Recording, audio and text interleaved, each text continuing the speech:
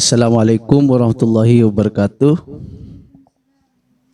Bismillah, walhamdulillah, wassalatu wassalamu ala rasulillah Sayyidina Muhammad ibn Abdillah wa ala alihi wa sahbihi wa wala. La hawla wa la quwata illa billah. Diskusi kita kali ini di minggu keempat ya, seri filsafat ekonomi. Itu terpaksa harus saya karena walaupun sebenarnya kan bukan saya ya. Karena posisi saya di simposium ini cadangan. Kalau nggak ada yang ngisi pasti saya gitu, cadangan. Dan semoga walaupun saya menjadi cadangan bisa menjadi penyelamat dalam diskusi seperti timnas kemarin kan ya. Egy Maulana itu kan cadangan, tapi kan bisa menjadi titik tumpu dari kemenangan kesebelasan.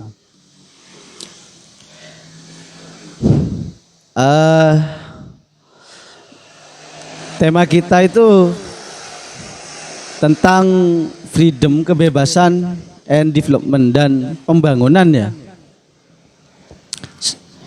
Sebenarnya kalau dalam pemikiran saya, kalau mengkaji Amartya Sen ini tidak terlalu mendalam dalam filsafat ekonominya, cuma dia itu seseorang yang memang bergelut di dalam manajemen, sebenarnya manajemen perekonomian, yang sering membawa isu-isu liberalisme dan kemiskinan dan juga kebebasan dan juga etika ekonomi dan sosial dan juga politik. Amartya Sen ini seorang kebangsaan India sebenarnya. Dia seorang India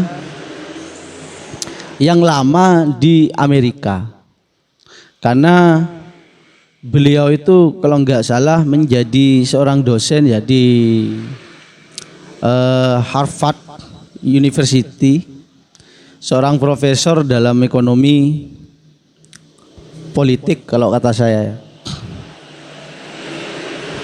Ia lahir 3 November 1933 di wilayah Samudra Hindia Britania. Itu. Ya, silakan Mas Banu. Silakan duduk. Ini ekonomi asli. Ini baru mulai ya Mas Banu. Karena saya cadangan, jadi terpaksa. Kalau ada yang nggak bisa, saya jadi cadangan terus. Gak tahu kenapa. Ya enggak. Bagi saya cadangan itu menyakitkan hati kan kayak gitu. Mengapa tidak kalau kita refleks sebentar ya. Egy Maulana walaupun main di Liga Slovakia, dia itu hanya dijadikan seleb di klub yang pertama biar banyak followernya. Dan kalau dimainkan itu cadangan gitu. Tapi di klub yang berikutnya enggak, menjadi Messi Seneca. Dan alhamdulillah tadi malam walaupun menjadi cadangan menjadi juru kunci kemenangan kayak gitu. Harapan saya seperti itu di simposium. Makanya pemantik sebenarnya berhalangan. Dan saya ini pemantikan, bukan pemantik beneran ya. Makanya nanti saya harap diskusi ini dihidupkan. Karena saya nggak terlalu mendalam di dalam filsafat ekonomi sebenarnya. Cuma sedang mau belajar. Iya, sedang mau belajar. Makanya saya baru tahu istilah bruto, neraca kayak gitu. Kalau dalam pajak misalnya, saya baru tahu sebenarnya kayak gitu. Dan ada lagi kayak bahasanya Amartya Sen itu ada bahasa apa? Preveto kalau nggak salah. Itu juga saya nggak tahu kayak gitu. Tapi nggak masalah ya. Lanjut, seorang Amartya Sen ini seorang darah India yang kemudian merantau ke Amerika dan kemudian menjadi profesor di Harvard University. Tahun 1933 ia lahir bulan November tanggal 3.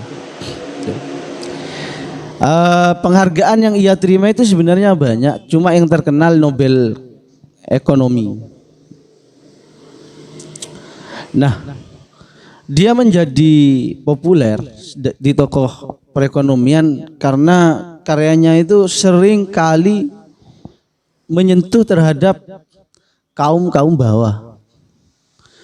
Orang yang dilanda kemiskinan, orang yang dilanda penindasan, dia sering menyinggung hal-hal seperti itu.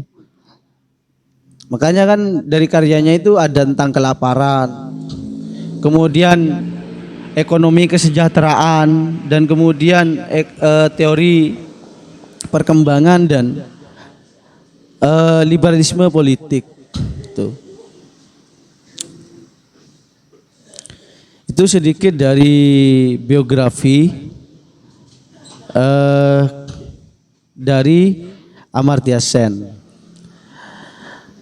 Nama lengkapnya itu Amartya Kumar Sen, ya, ada Kumarnya. Mungkin Amartya ini kan bahasa India. Kalau Kumarnya ini bahasa Arab, Komarun, bulan.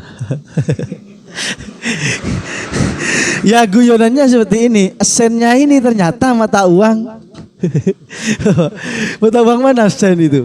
Malaysia ya? Cina ya. Lengkap ya. Dia Amartya Kumar Sen lengkap. Dan profesornya ia terima di Amerika. Makanya dia penganut liberalisme di dalam aliran politik.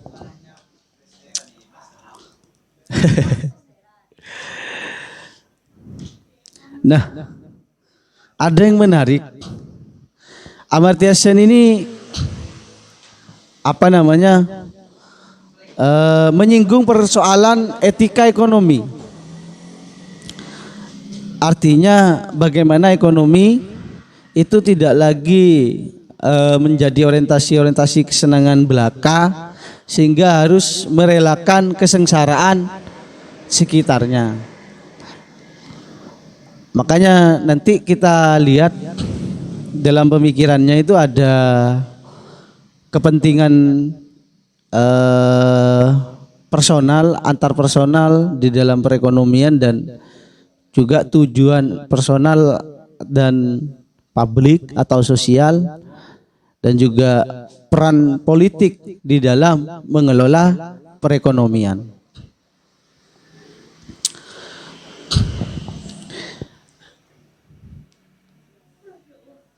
Nah, dia di dalam kebebasan atau freedom, dia itu memiliki teori yang berbeda sekali dari filsuf-filsuf lainnya di dalam mendefinisikan perihal kebebasan. Maka nanti kita juga mendalam what is freedom of Amartya Sen misalnya. Bahasa Inggrisnya kayak gitu ya Pak Risti ya. Apa nanti yang dipikirkan Amartya Sen terkait kebebasan di dalam ekonomi? Maka nanti harus hidup diskusinya, karena saya memang sudah saya anggap di awal, saya ini kan pemantikan. Jurusannya beda. Sama sekali saya tidak punya minat di dalam filsafat ekonomi. Kalau filsafat politik masih agak mending kan seperti itu. Nah, kalau dari filsuf-filsuf sebelumnya, kebebasan itu kan lepas dari pemaksaan eksternal. Misal Mbak Winda dikatakan bebas ketika dia tidak memiliki pemaksaan atau tekanan dari di luar dirinya. Nah, itu kan definisi kebebasan yang dipahami secara umum sesuai dengan konsepnya John Stuart Mill, kan kayak gitu juga kebebasannya. Juga Hayek, ya juga kan Hayek kan juga mengertikan kebebasan itu seseorang dikatakan bebas ketika dia tidak memiliki tekanan atau paksaan dari luar dirinya. Itu konsep-konsep kebebasan punya di luar Amartya Sen. Nah, jadi dapat dikatakan kunci kebebasan pada umumnya itu adalah anonim dari paksaan. Baik Hayek, John Stuart Mill dan filsuf-filsuf politik lainnya. Nah, bagi Sen kebebasan itu bukan hanya dari paksaan saja, tapi bebas juga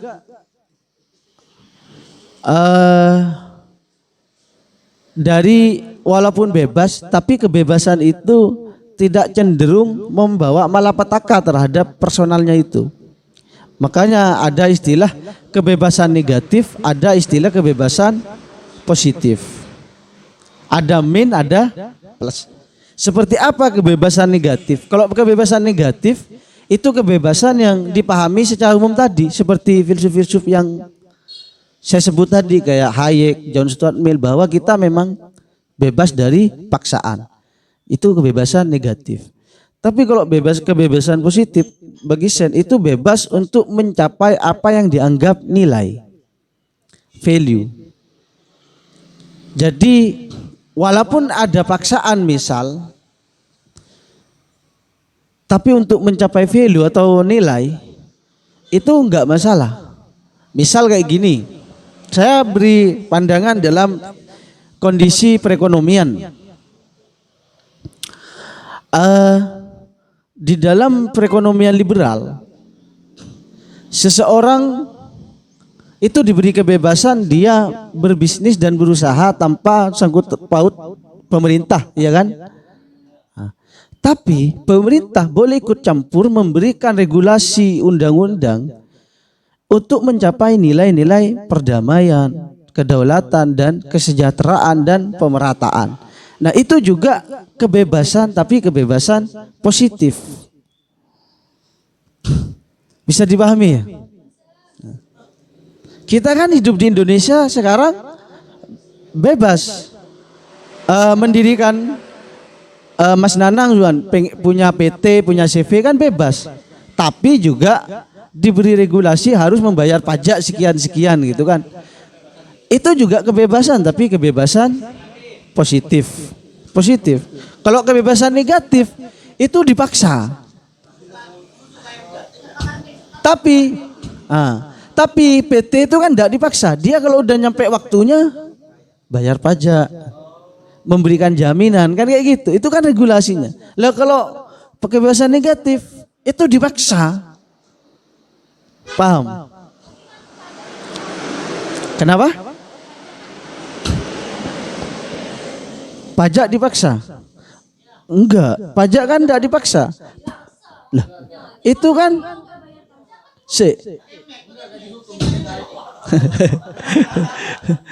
kayak gini. Regulasi pajak itu dihasilkan oleh pemerintah dan sumber pemerintah itu dihasilkan dari sosial. Kan kayak gitu kalau di Indonesia.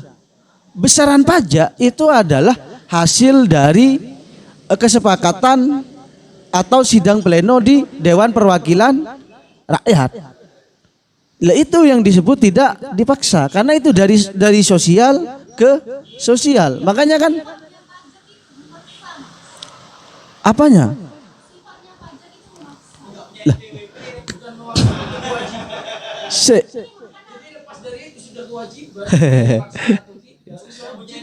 Pakai mic. Kayak gini cara Mbak Risti, cara berpikirnya kayak gini. Kalau Anda tidak ingin membayar pajak karena merasa itu adalah dipaksa atau mengganggu kebebasan negatif, maka Anda tidak perlu menjadikan PT kan kayak gitu, nggak perlu usaha. Yang harus dibedakan itu antara dipaksa dan terikat. Kalau pajak itu, kalau bagi saya jangan menggunakan redaksi terpaksa atau dipaksa, tapi terikat. Sama halnya dengan hukum, Iya, tapi sifatnya kan mengikat. sifatnya emang memaksa. Emang sifat pajak itu memaksa, Mas. Dalam apa bahasan apa? Dalam diksinya itu memaksa. Sifat dasar pajak itu memaksa memang. Ya. Tapi kata memaksa itu tidak selalu linear dengan terpaksa.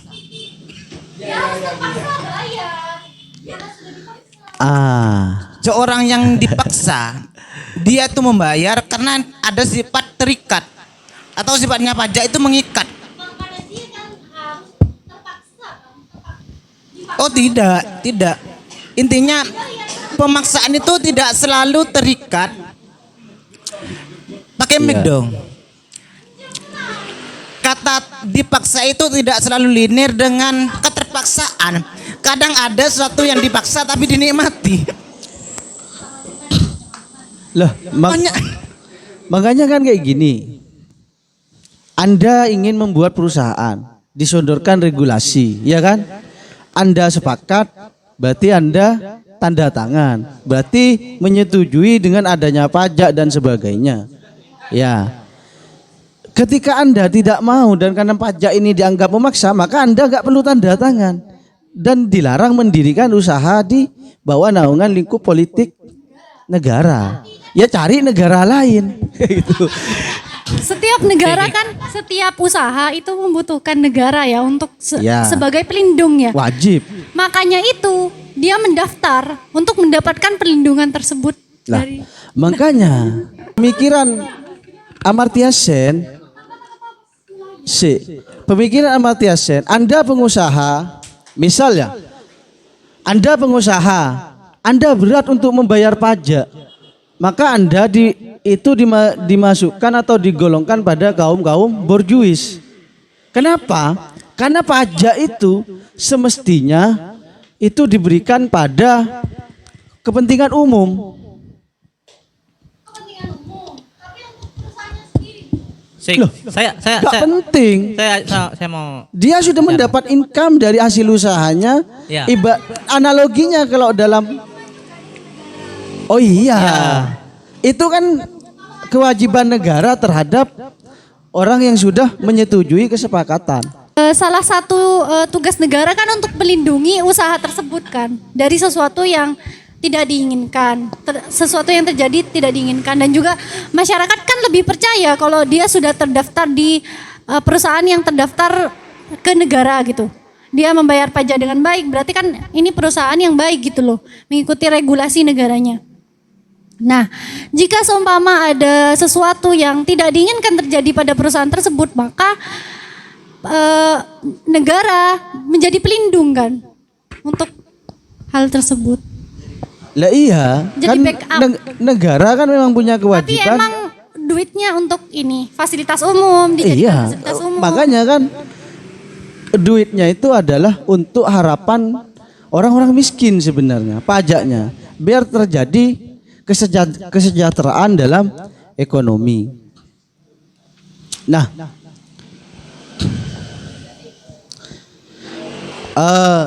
kayak gini ya, kebebasan, loh.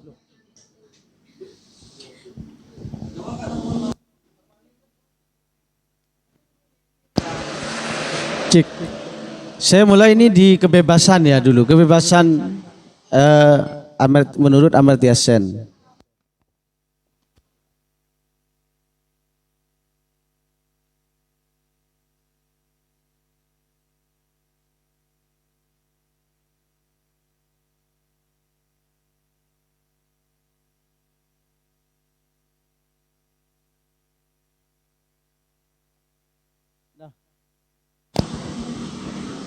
Kebebasan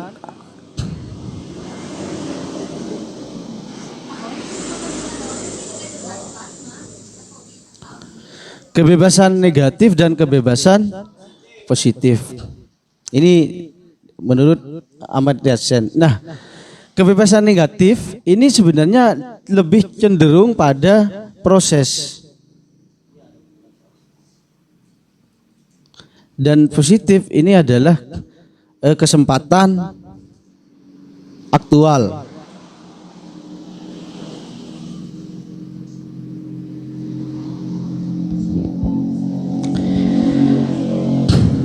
Jadi kebebasan di dalam masyarakat ekonomi ini sangat penting, kebebasan negatif dan kebebasan positif. Dua-duanya ini harus juga dipikirkan. Misal kayak gini, kita diberi kebebasan di dalam berwarga negara Indonesia, kan terserah kita. Misal di dalam menjenjang pendidikan, kita kuliah itu kan terserah kita kan, paham ya? Di dalam kita mau kuliah itu kan terserah kita. Kita mau kuliah atau tidak enggak, itu kan tidak ada paksaan. Itu kebebasan negatif.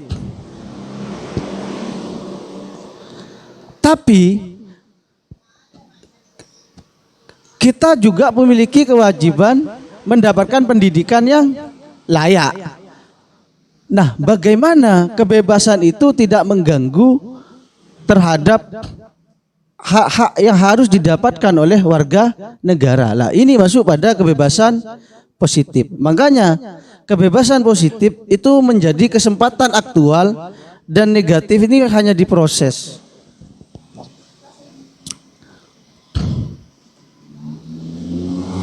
Paham ya? Saya ilustrasikan juga kayak gini. Masyarakat itu bebas sebenarnya untuk mengikuti BPJS, ya kan ya? Tapi itu punya kebebasan, itu kebebasan negatif. Nah, saya dulu. Kebebasan positifnya, bagaimana hak-hak sebagai warga masyarakat untuk mendapatkan layanan kesehatan. Itu kebebasan positif. Iya, kita mau daftar BPJS atau enggak itu negatif, itu kebebasan negatif. Kita bebas, kita enggak dipaksa harus ikut BPJS kan, menjadi warga negara umum, masyarakat umum selama tidak masuk pada di bawah naungan regulasi pabrik, menjadi buruh kayak gitu. Paham? Nah, akan tetapi kita juga punya hak layanan ekonomi, layanan kesehatan, iya kan? Jaminan kesehatan. Nah, itu kebebasan positif. Itu harus juga dicapai. Makanya dua-duanya ini penting. Misal kita mau menganalisis Papua. Di Papua itu diberi kebebasan negatif. Orang Papua mau sekolah atau enggak masalah kan? Tapi dia karena juga warga negara Indonesia juga punya hak mengenyam pendidikan, dan pendidikan juga perlu ekonomi. Nah, bagaimana pemerintah menangani hal itu? Lah, itu kan masuk pada kebebasan positif untuk mencapai hak-hak yang harus dia terima. Ini konsep punya Amartya Sen dalam kebebasan, sehingga kita jangan cenderung mengikuti kata Amartya Sen. Kita jangan terjebak pada istilah kebebasan yang sudah dibangun oleh filsuf-filsuf sebelumnya seperti Hayek, John Stuart Mill. Kenapa? Karena dia hanya menganonimkan kebebasan itu dari paksaan. Paham? Tapi antonimkan, antonim. Oh ya. Mengantonim, menjadikan lawan katanya, kalau dalam bahasa Arabnya itu didduh. Artinya lawan kata dari kebebasan itu hanya dipahami sebagai paksaan. Lah, punya Amartya Sen enggak. Tidak hanya seperti itu, harus ditambah. Kenapa? Orang tidak dapat dikatakan bebas ketika hak-haknya dia tidak diterima. Misal saya sebagai warga negara punya hak berpendidikan, punya hak berekonomi, punya hak kesehatan. Itu juga harus bagaimana caranya untuk dicapai. Itu juga kebebasan positif. Makanya pemerintah wajib membuatkan suatu regulasi bagaimana hak-hak itu harus dicapai, harus diterima.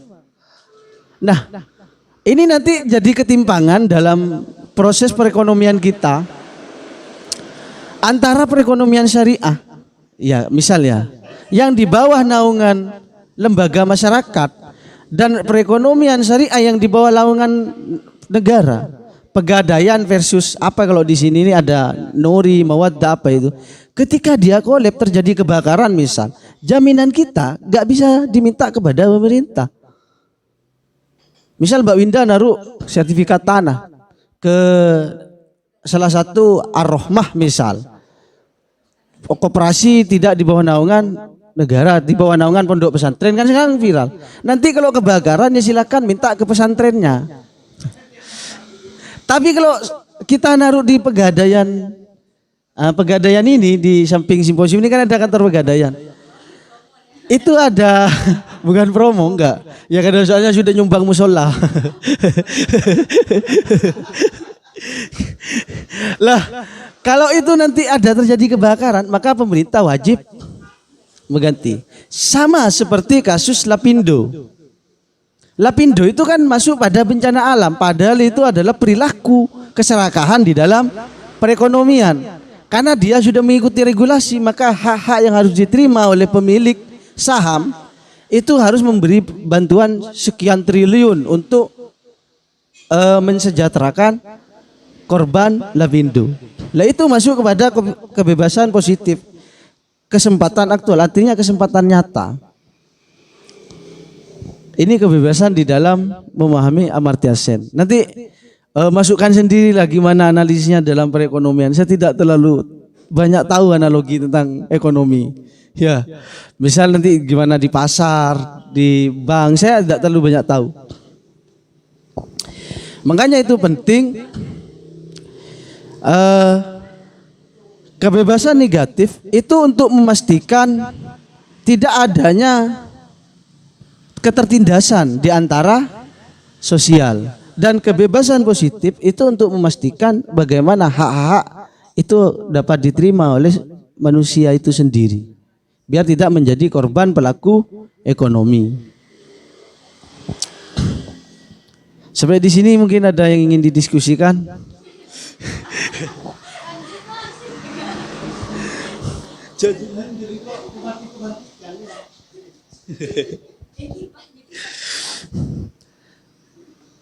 Nah, makanya ketika saya membaca, misal membaca buku masih adakah harapan bagi kaum miskin ya. Ya ini saya berlindung di balik buku.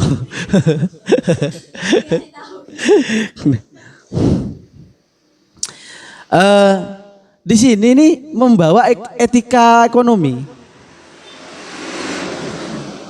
Dalam tanda kutip nilai-nilai ekonomi, bukan etika sosial, bukan etika budaya, enggak, etika ekonomi sebagaimana seharusnya ekonomi itu berjalan, baik ilmu ekonomi dan praktek ekonomi. Ini tawaran Amartya Sen sehingga dia meraih penghargaan Nobel Ekonomi.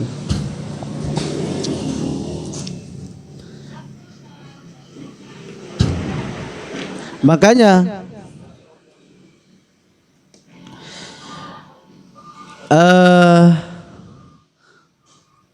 perilaku-perilaku ekonomi itu kan cenderung sehingga memunculkan beberapa aliran, kayak aliran kiri kayak gitu kan, aliran liberal, aliran itu karena cenderung terkadang karena hanya tergantung pihak. Kalau yang berpihak pada yang menganggap bahwa masyarakat itu korban dari pelaku ekonomi di aliran kiri kayak gitu kan ya. Yang menjunjung teorinya, yang menjunjung bagaimana kita bisa berekonomi dengan baik, menjadi kaya semua. Itu kan liberal kayak gitu. Lah Amartya Sen ini tidak mau tahu persoalan aliran-aliran itu, yang penting kayak gini loh etika-etika perekonomian yang menjadi tawaran pada abad kontemporer saat ini. Paham ya? Ilustrasinya mungkin juga kayak gini kalau dalam sangkut pautnya dengan ekonomi, sosial dan politik. Di Indonesia ini kan ada proyek, ya kan, proyek jalan gitu kan. selama ini terkadang proyek jalan kan hanya dikerjakan oleh PT. Nah, kalau menurut Amartya Sen itu memang masuk kebebasan negatif, masyarakat tidak dipaksa, tidak seperti zaman Romusa dulu. Kerja paksa. Akan tetapi tidak mencapai kebebasan positif. Kenapa? Karena masyarakat tidak diberi peran di dalam mengambil penghasilan dalam pekerjaan proyek tersebut. Misal di rumahnya Ali Akbar ada pengaspalan cuma. Kan nggak ada paksaan untuk mengaspalkan masyarakat, tapi yang mengerjakan PT. Tapi itu tercapai dari kebebasan negatif dari proses. Tapi dari kebebasan kesempatan aktual seharusnya warga itu juga diberikan penghasilan dari pekerjaan yang sedang dikerjakan pada sekitarnya itu. Jadi boleh masyarakat membantu, tapi juga dibayar, bukan hanya membantu, dibayar jasa kayak gitu. Bukan hanya diberi gelar, tapi juga dikasih uang makan. Ya.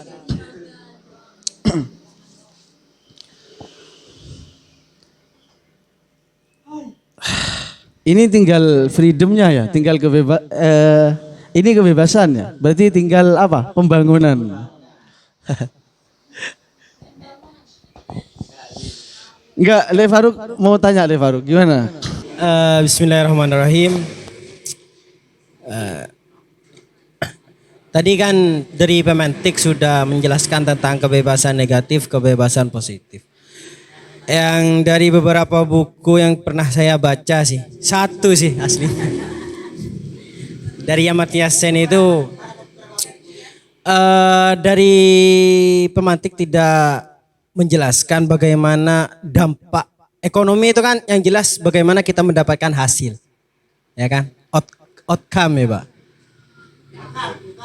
Enggak, outcome hasil juga kayaknya, cek di bahasa Inggris. Ya. Terus bagaimana nanti semisalnya ya Kak, yang paling berpengaruh nanti ketika menggunakan kebebasan negatif dan kebebasan positif itu terhadap hasil dari ekonomi itu. Yang paling maksimal lah nanti. Apakah dari negatif kah, dari positif kah? Karena kan berkenaan dengan ekonomi yang jelas ya. Kata saya tadi itu, yang yang paling penting dalam ekonomi yaitu adalah hasil. Mungkin dari teman-teman yang lain nanti bisa ada tambahan mungkin. Saya yang mau nambah.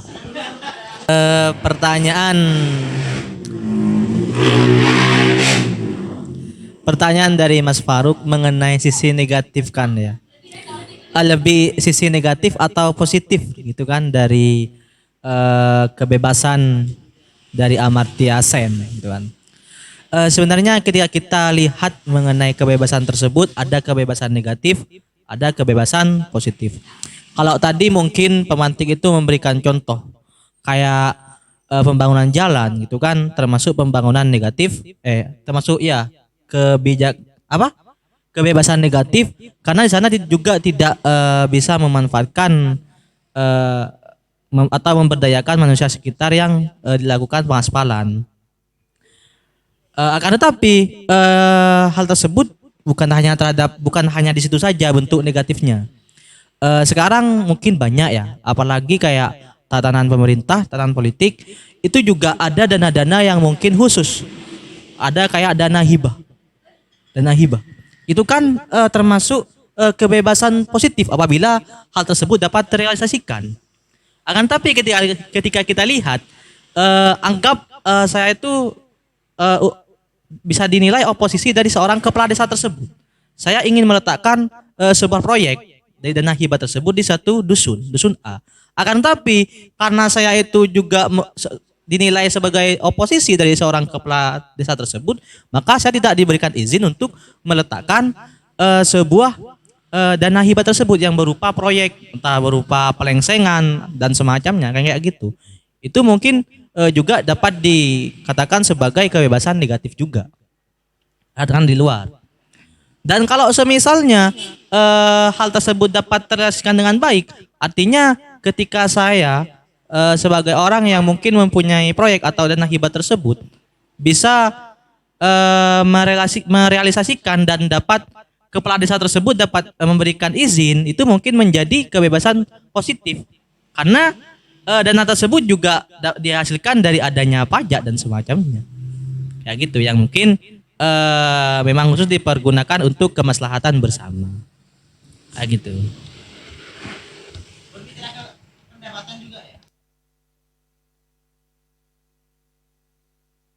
Oke, sedikit saya tanggapi ya. Karena ini berbicara filsafat ekonomi, ya secara otomatis kita berbicara tentang dasar-dasarnya. Dan yang terpenting, dalam ekonomi itu secara garis besar itu kita harus mengenal dua garis. Ada garis mikro, juga ada garis makro. Kalau garis mikro, itu garis bisa dikatakan perekonomian yang di bawah, ada di dalam pembangunan. Tapi kalau makro, itu di proses pembangunan. Di antaranya kalau seperti BUMN, kalau di Indonesia dan sebagainya itu masuk makro. Kalau seperti pangsa pasar, di pasar berbicara harga dan sebagainya, itu baru mikro. Jadi kalau di Amartya Sen wajar kalau tidak berbicara persoalan pendapatan atau tidak berbicara persoalan penghasilan, karena di sini sudah berbicara ranah pembangunan. Yang saat kita berbicara mikro atau ranah pendapatan, itu sudah berbicara perilaku individu dalam perekonomian. Kalau sudah ranah seperti ini, pembangunan, ketatanegaraan atau wilayah, ini sudah masuk makro. Mungkin hanya itu di saya. Pertanyaan dari Mas Faruk. Saya pakai kacamata dulu ya.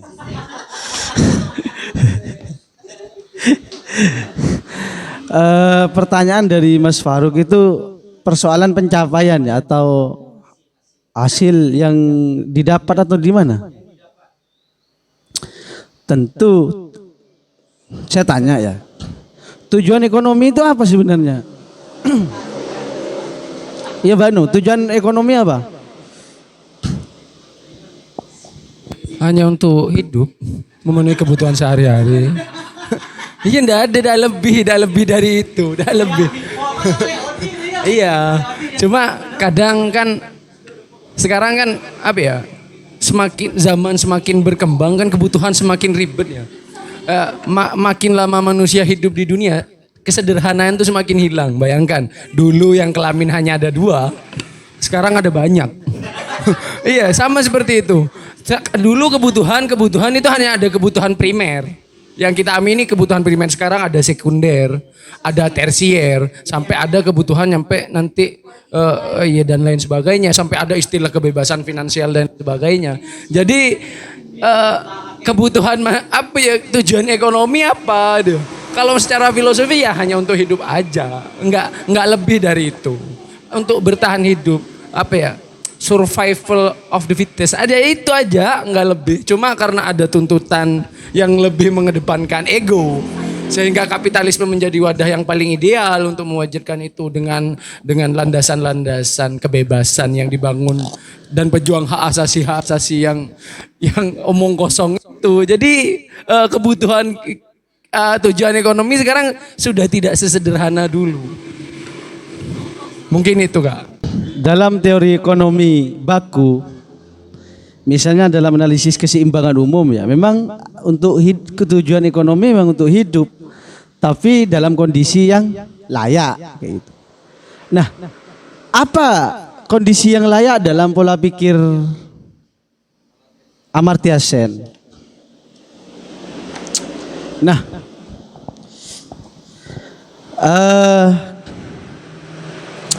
menurut Amartya Sen itu keadaan yang layak itu jangan hanya ditentukan dalam konsumsi pribadi. Dari banyaknya konsumsi yang harus ia dapat atau yang ia terima. Tapi juga ada nilai-nilai nilai-nilai keberdayaan. Nah,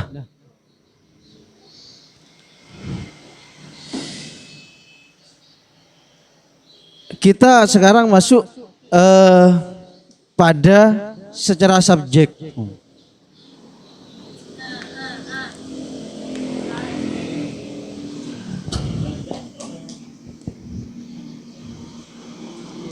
Ini kan sudah kebiasaan negatif dan positif ya. Dan juga ada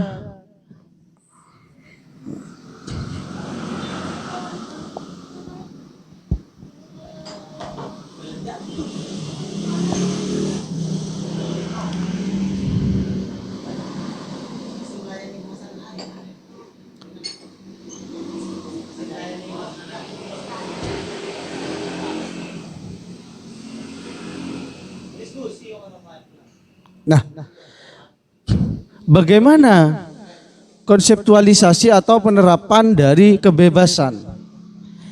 Ada kebebasan kesejahteraan, ada kebebasan pelaku. Dalam penerapannya, maka ada kebebasan kesejahteraan dan juga ada kebebasan pelaku. Well-being freedom dan agency freedom. Nah, di sini ada, kalau di pelaku ada tujuan kesejahteraan diri misalnya, ada kebebasan diri dalam kita bergerak. Karena ini juga menyangkut pada kondisi diri yang melekat pada dirinya. Kalau kesejahteraan itu kan menyangkut ada sangkut pautnya dengan di luar dirinya. Ya kayak masyarakat dan sekitar ya kayak gitu. Nah, dengan begitu Sen dengan dia memiliki konsep kebebasan seperti tadi yang saya sebut dan kesejahteraan dan pelaku, definisi miskin dalam mindsetnya Amartya Sen itu bukan hanya memiliki pendapatan yang rendah. Kalau pada umumnya kan orang miskin itu memiliki pendapatan yang rendah, tapi bagi Sen tidak. Tapi juga harus dimasukkan unsur-unsur analisis unsur-unsurnya dalam kemiskinan, dalam menganalisisnya itu ada ketidakberdayaan. Jadi walaupun misal saya kemarin kan kemarin yang saya kesini waktu Jumat itu ya, saya tanya ke Mbak Risti, kalau sampean punya suami kaya 2M tapi impoten mau nggak? Nggak mau kan? Lah ini kata Amartya Sen, kalau kita pakai pemikiran Amartya Sen, ada seorang laki-laki kaya misal sultan lah, punya duit 10M, tapi dia impoten, maka dia tetap miskin. Kenapa? Karena ketidakberdayaan di dalam memanfaatkan kondisi dirinya. Dan riset saya, walaupun pada seseorang saya buktikan kepada Mbak Risti, kamu mau nggak punya suami yang punya 2M tapi impoten? Nggak mau mas. Karena mindsetnya dia miskin kayak gitu. Paham ya sampai di sini? Oh jadi itu pakai konsep Islam ya mas ya? Kan banyak anak banyak rezeki. Kalau impoten kan anaknya dikit, miskin, rezekinya dikit. Iya, bisa ya suntikan. Ya, tapi kalau saya baca di tatanan siapa ya saya lupa penulisnya, cuma kalau nggak salah karya Strong, lupa pokoknya dia bahas kenikmatan ragawi paling tinggi itu ada letaknya di hubungan seksual. Jadi saat ada orang impoten dia sudah tidak bisa merasakan kenikmatan ragawi paling tinggi itu hanya ada di hubungan seksual. Saya langsung bersyukur kepada Allah karena Allah tidak membedakan yang kaya dan miskin. Karena kenikmatan tertinggi semua manusia itu rata ada di, kecuali orang yang impoten kata Mas Aang tadi. Ya Prof. Makanya kata Amartya Sen melihat, enggak ini contohnya. Ya, orang yang misalnya orang yang miskin itu selain pendapatan rendah,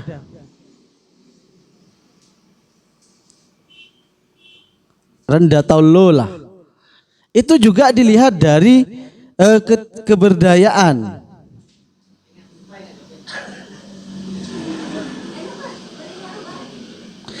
Nah, kenapa?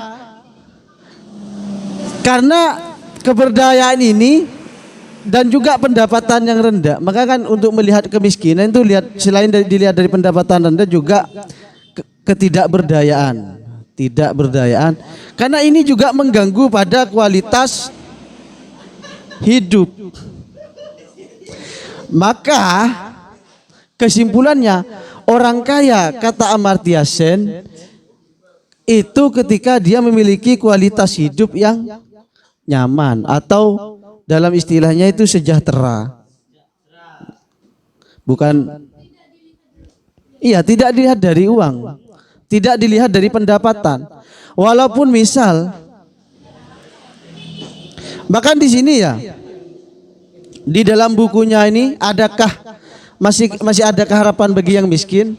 Itu disebutkan, dianalogikan seperti ini. Walaupun ada orang itu kaya tapi memiliki penyakit yang akut, dia tetap miskin karena tidak berdaya, tidak mencapai kualitas hidup. Karena konsep kaya itu memiliki kualitas hidup yang baik, bukan hanya yang memiliki uang. Iya.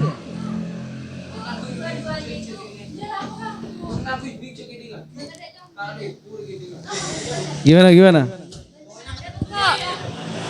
Tapi Mas, sekarang kan di masa kapitalisme itu yang banyak uang kualitas hidupnya lebih bagus. Misalnya dalam kedokteran saja, kalau orang yang penyakitan, dia orang kaya tapi penyakitan, misal dia punya penyakit jantung, dia bisa beli alat pacu jantung, itu kan mahal. Itu tidak di cover sama BPJS loh, Mas. Itu pakai uang sendiri. Dan juga sekarang untuk pencapaian, lah itu nanti yang dikritik di dalam pembangunan. Ini masih sangkut paut dengan kebebasan ya. ya, Analoginya kayak gini. Orang yang punya uang, dia misal impoten ya. Masa dia beli kelamin? Berobat Kak. Ya, bisa berobat. Lah, ketika dia berobat, maka dia telah berusaha untuk keluar dari kemiskinan. Nah, karena Kak, saya mau tanya itu. Itu kan itu ada pendapatan rendah, ada keberdayaan gitu ya. Itu maksudnya itu menjadi salah satu atau mensyaratkan miskin itu dua itu. Misalkan begini. Ada orang kaya tadi, dia tidak berdaya, dia miskin gitu. Berarti itu menjadi salah satu indikator apa dua-duanya itu syarat orang itu miskin gitu. Apa gimana? Jadi kalau orang itu pendapatannya tinggi, orang itu pendapatannya tinggi tapi tidak memiliki ketidakberdayaan, itu tetap miskin. Walaupun pendapatan rendah tapi dia berdaya, dia maka kebalikan dari miskin, kaya. Nah, maka Amartya Sen sangat menolak terkait dengan konsep negara, kondisi negara yang dilihat dari PDB. Apa PDB itu? Pendapatan domestik bruto. Itu tidak menjamin bahwa PDB itu tidak memadai, kata Amartya Sen, untuk melihat kondisi suatu negara di dalam pembangunannya. Banyak yang PDB-nya tinggi, misalnya banyak yang PDB-nya tinggi, tapi kondisi negaranya, kondisi manusianya itu tidak memiliki kualitas hidup yang layak, yang sejahtera, bebas. Kan iya? Kok bisa enggak? Lah, kata, coba contoh. negaranya yang PBD-nya tinggi, ya kan? PDB-nya tinggi, tapi SDM-nya rendah tadi kan? SDM sama kualitas hidupnya tidak layak. Rata-rata Indonesia. itu kan, Indonesia rendah. SDM rendah, PDB rendah. Lah, Karena siapa? Coba lihat data terbaru. ini di dalam membangun negara, ini dalam ekonomi. Ini dalam ekonomi pembangunan, PDB itu tidak bisa menjadi tolak ukur bahwa kehidupan seseorang itu sejahtera. Dia hanya melihat dari pendapatan saja. Padahal ya negara. Padahal penduduk negara yang memiliki PDB yang tinggi belum tentu kehidupan bahagianya tinggi. Misal di Jepang. Lah, makanya kata Amartya Sen, kualitas hidup itu salah satu unsurnya adalah keberdayaan, dan keberdayaan itu adalah kesejahteraan, kemakmuran, kebahagiaan. Lah, itu adalah etika yang diusulkan oleh Amartya Sen di dalam perekonomian. Jangan hanya memandang pendapatan terus. Karena nanti manusia pasti dituntut menjadi buruh. Kan iya? Mbak Risti cuman dia memiliki keberdayaan, kualitas hidupnya tinggi. Dia tapi dilihat dari pendapatan, dia kerja pasti jadi buruh. Kan iya. Lah kata Amartya Sen, ini jangan seperti ini. Maka kita harus melihat manusia itu secara kompleks, secara universal bahwa bukan konsep zuhud. Ini memang konsep ekonomi yang ia miliki kayak gitu. Iya, karena ia melihat kayak gini loh. Mohon maaf ya teman-teman ya, saya bukan mau menghina salah satu negara. Dia kan hidup di Amerika. Amerika kan negara maju. Tapi tingkat kualitas kebahagiaannya itu rendah. Ketika dia ke India, India itu kan PDB-nya rendah. Menjadi negara paling miskin, ya kan? Bukan negara paling miskin, masuk pada negara yang miskin gitu. Tapi di sana di dalam perilaku sosialnya, dalam berekonomi, seakan-akan tidak ada masalah, tidak ada penindasan, tidak ada perbudakan, dan juga kebebasan negatif dan kebebasan positif tetap berjalan kayak gitu. Ya. Berarti kan versi terkait keberdayaan itu sesuai dengan di acara-acara itu ya Mas. Sakinah wa warahmah kan. Kan seperti itu. Dari Amartya Sen marah nang baka. Tapi terkait pendapatan rendah ini memang sulit Mas, karena artinya setiap awal puncak dari artinya kaya dari setiap orang itu kan minimal pendapatan banyak ya kan ya Bang. Seperti misalkan miliarder kan seperti itu. Dan semua manusia itu pasti berawal dari yang rendah-rendah dulu. Kan begitu. Terus bagaimana tanggapan dari Sen itu sendiri? Ya terkait awal manusia kan awal dari menatanya itu dari pendapatan rendah ya dari nol kan seperti itu. Terus bagaimana dari versinya Sen? Bagi Sen, pendapatan itu hanya salah satu unsur.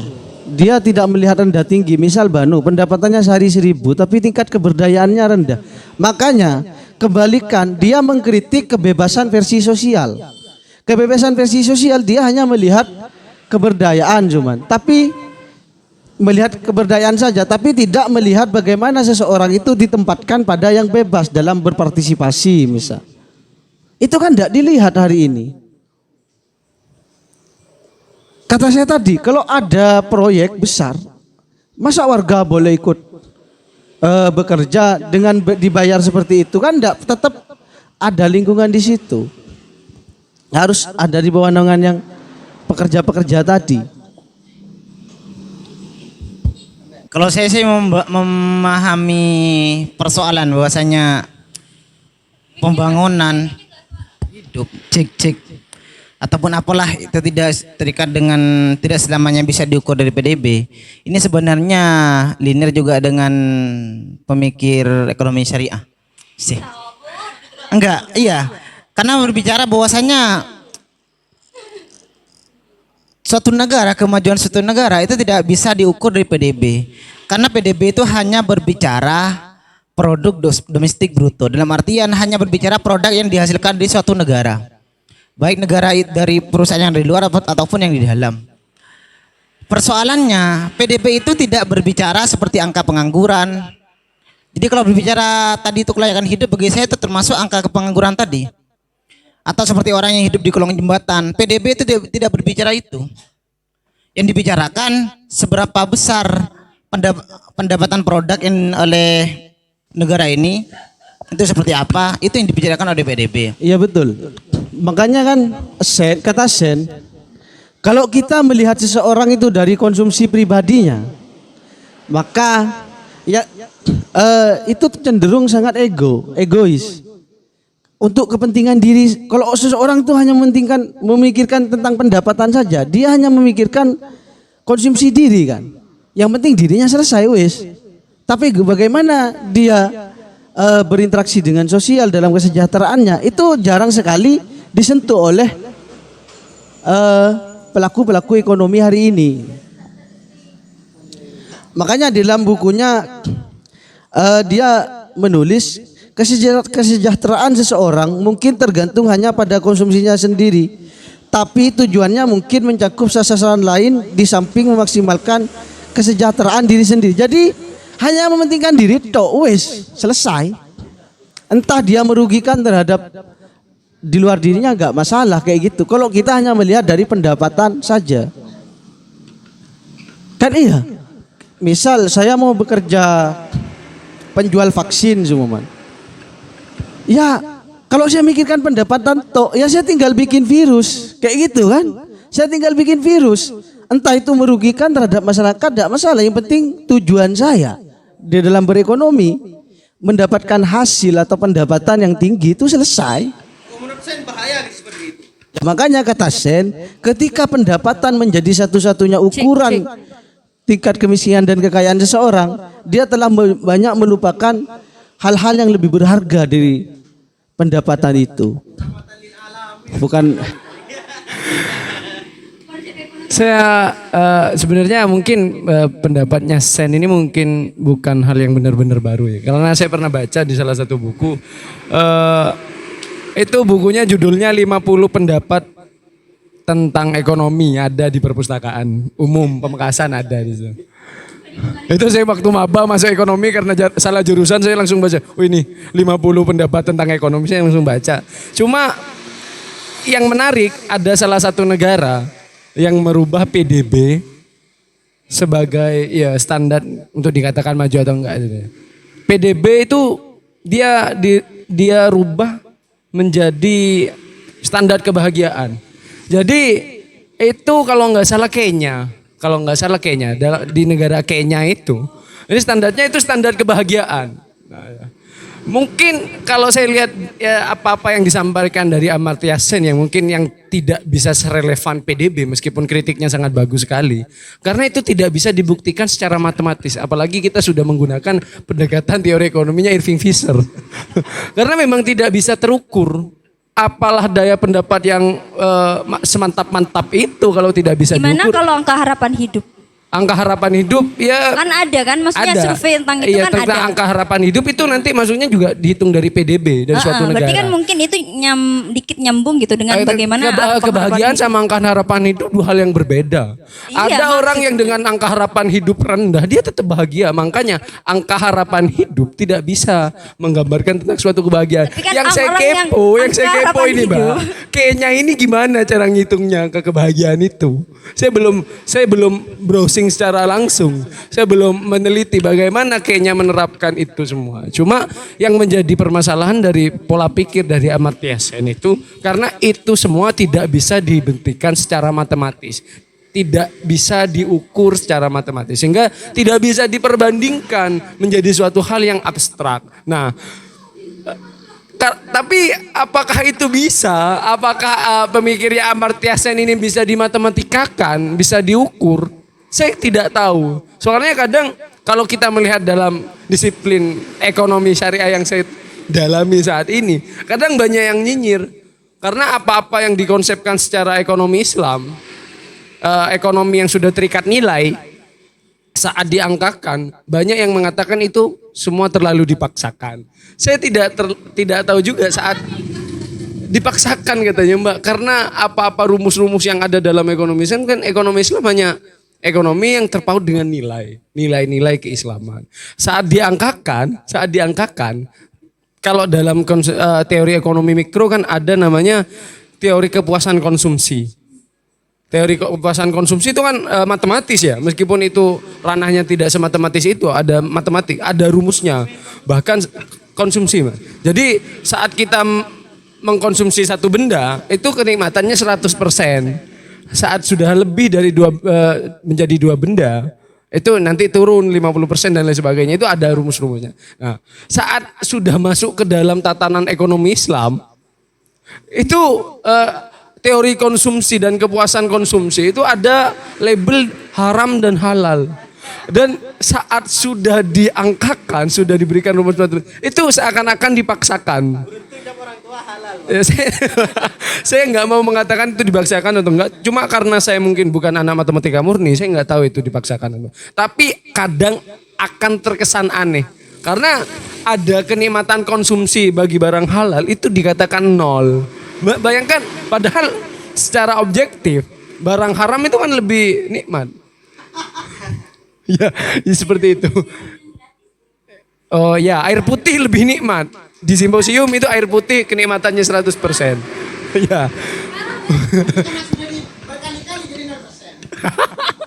Tapi nggak berlaku kayaknya sampai di Jogja air putih tetap. Kayak gini ya. Ya kak.